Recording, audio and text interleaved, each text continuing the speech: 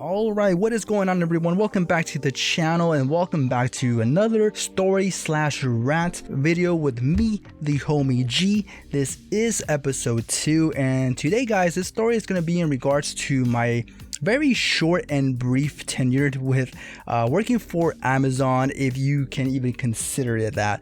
Right off the bat, I'm just gonna let you guys know, yes, I was terminated when it came to me working for Amazon, and I was actually terminated/fired on my very first day. So if you guys are interested to know exactly what happened and what was the whole process, definitely stick tuned to the end of the video, because I definitely am going to go into depth as to what exactly happened here. All right, so a little bit about myself, for those who are brand new to the channel and don't know who I am whatsoever, what my channel is even about. I'm simply just a guy that plays Call of Duty. I play, first person shooters almost daily. So if you can, just completely ignore the background footage that's going on right now. It has nothing to do with Call of Duty whatsoever. And also, just another piece of information, I am a person that does suffer from a very severe disability known as Mitochondrial Myopathy. I am going to leave that name here on the screenshot so you guys can kind of look it up for yourself if you're interested and want to know what it is, because if I do explain it like scientifically to the very T, it's going to probably drag this video a lot longer than I wanted it to be. So I'm just going to give you the general gist of what this disability does to me personally. So I was born with this disabilities from, obviously from birth, and there's just nothing I was able to do. Unfortunately, I went through physical therapy, and all that really did was pretty much prolong the inevitable. I couldn't get better, and that's just something that my doctors told me, my neurologist told me, was, put it bluntly, you are going to get much worse as you get older. And fast forward 26 years later, I am definitely reaching that portion of my life where it is getting very difficult for me to even do the most basic things when it comes to a normal human being, which is walking. Going upstairs is very hard.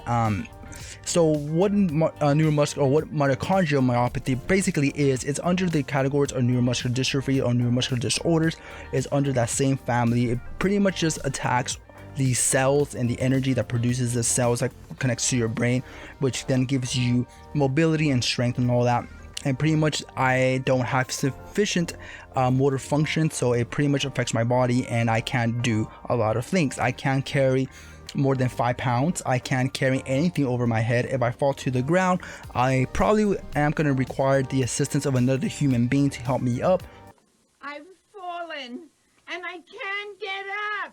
We're sending help immediately, Mrs. Fletcher.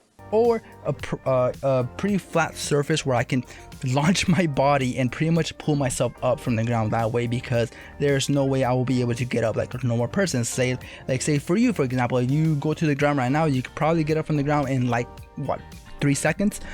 For me, it would take me like 3 to 5 minutes to get up from the ground, unless someone helps me up, which then it will take me like 10 seconds, right? But anyways, going back to the whole process of me working for Amazon and why I even decided to apply with them in the first place. So I was doing some Amazon shopping like any normal person would do, and I saw this ad that popped up on their little website, pretty much just saying, come join our families and all that, yada yada yada. We're a very exclusive program. I believe this is their exclusive program that they were advertising. And what this program pretty much was aimed towards were people with disabilities, that they will help you find a position in their job or in their facilities and their business that fits your needs.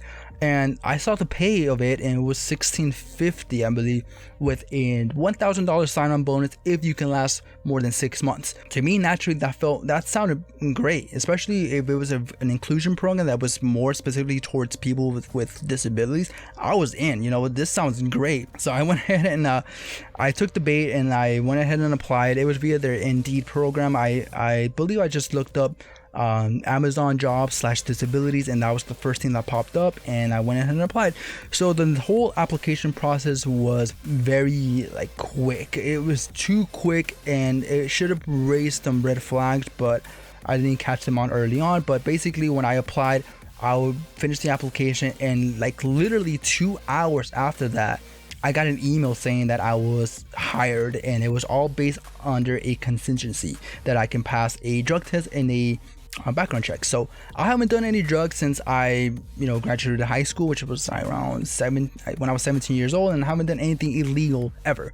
So I knew I got this in the bag, and that was done, right? Mind you, I am going to be leaving screenshots as well of my interactions with the certain people where I was kind of requesting accommodations, because as you should, when you have a disability, that's something that you want to request, especially in the nature of what Amazon is like. You definitely want to request those accommodations, right? So anyways, before I went through all that whole process, the whole hiring onboarding thing was very weird. To start off with, I didn't even get a chance to really speak to a manager or supervisor or any member of HR until my first day of orientation. So when I went to go get my background check and all that, the woman there that was pretty much taking our information, I tried to really see if I can get somebody that was in charge so I can kind of disclose this information, because for me personally, for those who don't have a disability, you guys will probably never will have to go through this, and bless your hearts, because this is like the hardest part when it comes to your interview. If you guys are nervous of completing an interview, now put yourself in my shoes, having to complete the interview and then disclose the fact that you have a disability. The shit's tough. I mean, under the whole ADA law, you don't have to disclose this information, but I learned this the hard way when I first got my first job when I was 19, where I did not disclose my disability to my employer, and then he had me doing some very physical labor type work where I wasn't even able to do. So I needed to have that awkward conversation with him, telling him, well, I can't do that because I have a disability. And believe me, it was very awkward going forward. So I made a promise to myself to never put myself in that situation ever again. And I figured honesty is always the best policy. So going forward, every time I applied for a job and I went for an interview, the first thing that I always mentioned or disclosed was the fact that I have a disability, because I don't want to surprise them. I don't like surprises, so I surely don't want to be, giving them any surprises, and something happens where I end up falling down and then I can't get up. Yeah, so I don't like surprises. So I definitely always make sure that I disclose the fact that I have a disability. So when I went to get my background and drug test done, I told the woman if there's somebody that was a member of HR, maybe a supervisor of the fulfillment center that I was going to be working for, that I can speak to. And she pretty much just tells me, oh, can you maybe tell me so maybe I can help you? And I went ahead and told the whole story that the reason why I applied was because of their whole inclusion program thing, and that I have a disability, and I just want to make sure that I disclose that so they can know that beforehand. And she was like, oh, well, that's something I don't know. Unfortunately, you're going to have to go, through your orientations for that, which obviously I kind of figured. So fast forward to the whole process of me getting my background and drug test done. I completed it and I was hired, blah blah blah. So then fast forward to I get an email saying that I now can complete my my CBTs or computer-based trainings, and I went ahead and do that all at home. Again, very online oriented. I did not get to talk to anybody throughout this whole process, right?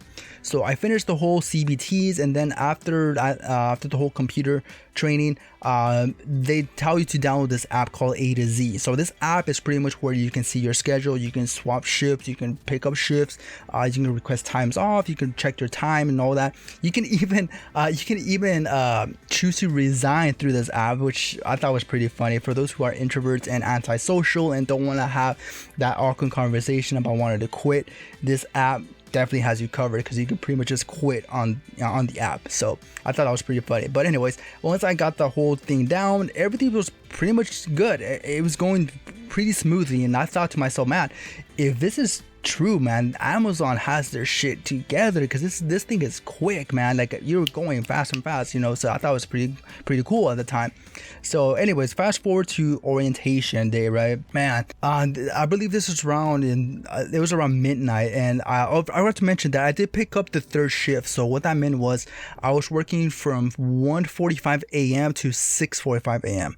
and I was up with my brother, and then my brother kind of talks to me and tells me, hey dude, this sounds a little too sketch, man. Maybe you should go a couple of minutes early so you can really talk to someone, because this sounds way too good to be true. And thankfully I listened to his ass, because then we ended up going to the fulfillment center that I was going to be working for, and I got there early. And when I got in the facility, it felt very weird. I kind of already had a bad feeling, and the security guard comes and tells me what I was there for, pretty much telling me that I was there for my orientation. He was like, well, you're 20 minutes early because your class doesn't start until 1:45. And I was like, I know, but I want to talk to someone in HR because I want to disclose something to them that is very, important to me. And I'm skipping ahead of here because I don't want to go through the whole process of me dealing with the accommodation team, because that thing was a fucking nightmare. I will probably leave like email screenshots so you guys can see exactly what I went through while I'm telling the story, so you guys can kind of read along and all that. But anyways, the whole accommodation thing was very confusing. They had me going through so many loops, so many channels, and in the end it didn't really matter because they pretty much just told me anything couldn't be done until I went to my orientation. So here we are, right? So the security guard brings up the person that I believe was probably the supervisor of the fulfillment center, and she pretty much just tells me, oh well, we're all members of HR. This is a whole HR building. So when she said that, I was like, okay, that does not sound correct, but who knows? Maybe Amazon just works differently from any other company that I've ever worked for, but that sounded very weird. So I was like, okay, then I guess you're the person I need to talk to. So I have a physical disability, and I went through the whole proper accommodations team, and I just want to make sure that everything's good to go, and I don't want to, catch you by surprise, because they're going to give us a tour and all that. So she pretty much just kind of looks at me like she had no idea what the hell I was talking about. So she goes back and she tells me to wait a little bit longer so she can go talk to someone back, in the back or whatever. And so she goes back, and then she comes back like maybe 5 minutes later. And before she even tells me anything, I can already hear the walkie-talkie because it was super loud, and the person on the other end was pretty much telling her, oh, just tell the person that's waiting just to go home because we don't have his accommodation set and his documentation's on file, so just tell him to go home. So she looks at me and she's like, did you hear that? And I was like, yeah. So do I just go home? And she's like, yeah, just go home, because we just have to make sure that everything's good for you. It's just a safety protocol and all that. So she tried to really make it seem like it was all about my safety. They want to make sure that I was safe, right? So I was like, okay, so I'll go home and whatever. And she's like, yeah, so just go home and they'll give you a call, or they'll send you emails once everything's good to go, and you'll be able to come and get your proper orientation, even if it's one-on-one. I was like, okay, sounds good. So I go home. I stayed up for a little bit longer. It was around maybe 3, maybe 4-ish, 4 in the morning before I ended up falling asleep. So because I've been up the whole day prior, all the way to 4 a.m. naturally I end up oversleeping, and I wake up at noon or at 1 p.m. I can't remember exactly when, and I find out that I missed the call, and it was from the accommodations team. And like I mentioned, I had a case manager assigned to me. This person did not call me. It was from the accommodations office, I guess. Like I mentioned, very unorganized, very confusing. It would have made sense if it was my accommodation manager that reached out to me, but it wasn't even them. It was just some other office, right? And I missed the call, so I listened to the voicemail, and the voicemail pretty much just told me that they're working on my accommodations and to just not worry about it, that they're going to take care of it, and once everything's all set and good to go, they'll send me an email telling me when I can report to my orientation so I can have my proper orientation.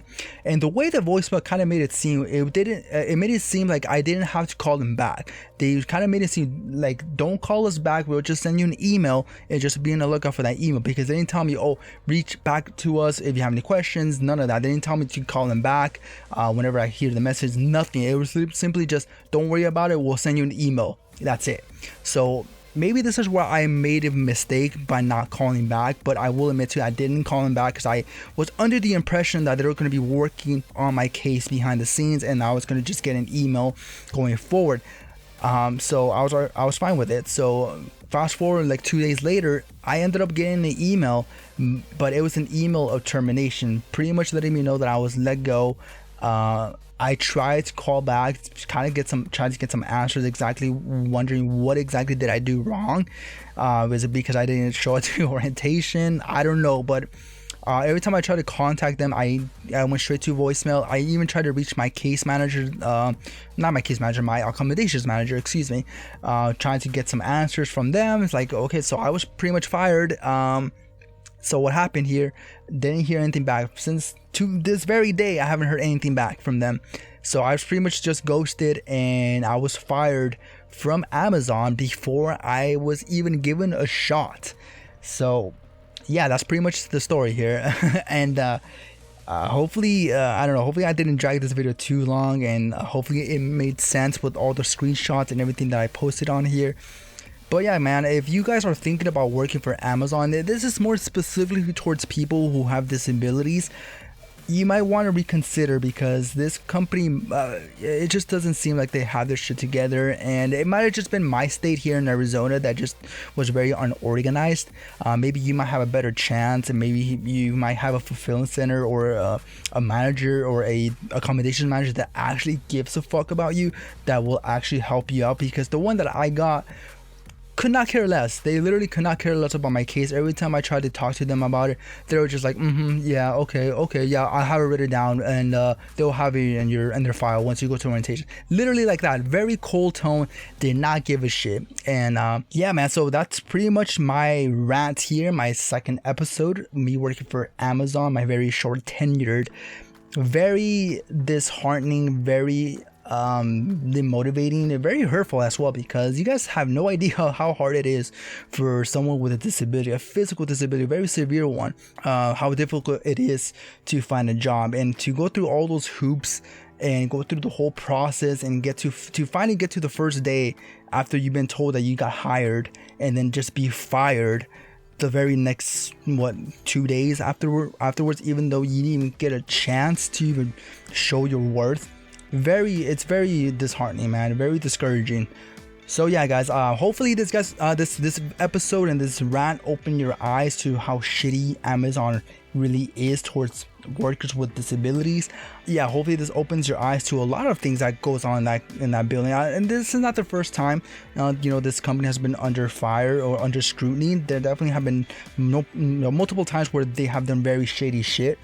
But this was just my experience, and this is coming from me. I show you all the proof and all that. And yeah, man, so that's pretty much my story. And yeah, I want to definitely end the video here. It's getting very long, so hopefully you guys stuck to me to the very end.